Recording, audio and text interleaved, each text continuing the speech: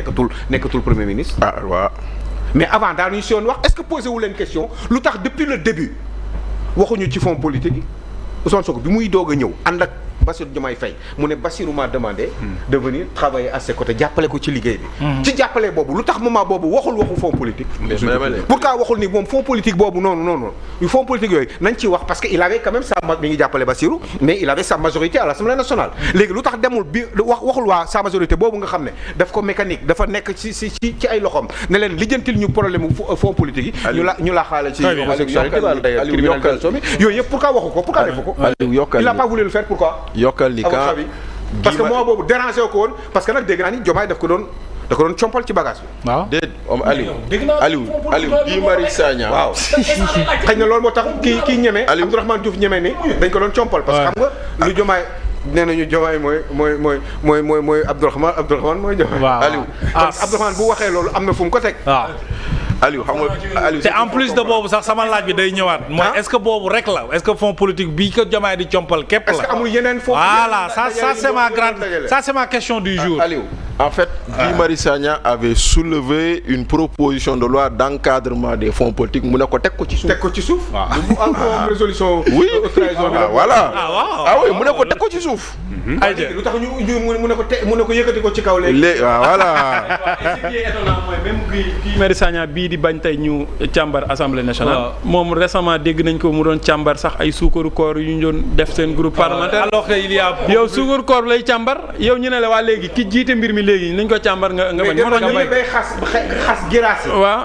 giraas yi ne ko ci ay café ay capi ak ay xaw ma mais c'est extraordinaire xew na ba am temps di wax loolu c'est fonds politique yi nekkoon fi. quand même franchement ça veut dire que ne léegi dafa jot pour Ousmane Sonko par rapport ak moom li mu bëgg parce que en réalité ces députés dañuy dem ci rythme Ousmane Sonko la ñuy dem. ah oui c'est clair point barre il faut le dire léegi nag ñu nekk ñu fi pour loolu. c'est le Sénégal qui doit être mis en priorité. ñun suñu yoon nekkul ci Ousmane Sonko suñu yoon nekkul ci keneen li ñuy intéressé mooy les intérêts exclusifs de ce pays. merci que mbir yi mu jeex définitivement. parce que solal ngeen ñu. merci Aliou Omar. c'est-à-dire. fonds spéciaux yi. si le président de la République Bassirou Diomaye Faye génnul si jeu de calcul bi ak Sonko moom mooy daan. moom le président. waaw. ah xanaa ñoom Abdou duñ seetaan loolu. góoru lébu bi moo yoon nekku ci man. parce que ñoom il laisse Sonko dans son jeu. ba pare suivre que dans son jeu. donc le président warul di réagir. warul di réagir en fonction des actes de Sonko. dafa war di agir. moo indi lu tax mu légitimer cette proposition de loi. warul nekk dans la il devait réaction refuser. le président warul nekk dans la réaction. parce que mënoo taxaw ne man c'est pas sur la base de proposition de loi. si lay agiré parce que constitution du jaaxaan dañ koy waxtaane ak askan wi ñu ñëw indi la proposition nga def amendement. oui. ci proposition bi du ma def amendement. c'est important. mais est-ce que waxu ni xëy na peut-être mbir mi. non du ma def non waxuma loolu. mën na xalaat ni non logique pour logique laay wax de. ça damay xalaat logique pour logique. logique pour logique. non logique yu Diomaye laa lay wax. waaw juste une parenthèse. waaw s'il te plaît est-ce que xalaatoo ni logique am moom mooy lii nii nañ ko gérer en attendant pour meubler justement pour gérer le décor juste loolu rek histoire de fii ak ñetti weer. JOJ jàll. waaw mais JOJ jàll. waaw d'accord. non c'est-à-dire il peut être ça c'est-à-dire n'oublie pas que dans leur communication ñoom lu ñuy wax askan wi mooy kii daf ñu war la ñuy waxante ak moom respecté wu ko ci lu bëri bàyyi ko dans son jeu te moom il doit agir en fonction de ñoom mu gis lu dul yoon mu taxaw si tey Ousmane Sonko wóolu bi ko Diomaye Faye le président Diomaye wóolu moo tax mu def lu ko neex taxaw xëy suba di waraat virginité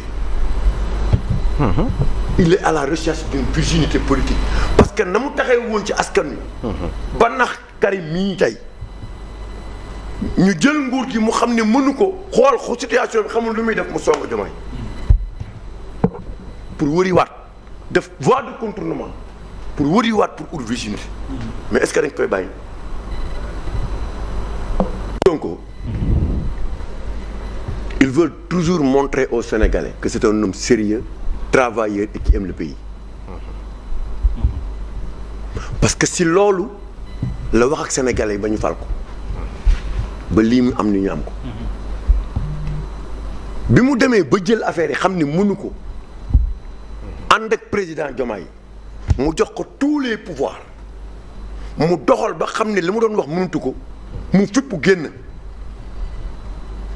président remercier ko ñu dàq ko 20h mu dugg assemblée 15h.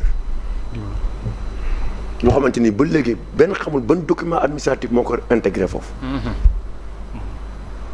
L29 ñëw L30 mu xam ni lii mën na ci teg loxo moom président mu bàyyi ko mu dugg assemblée nationale.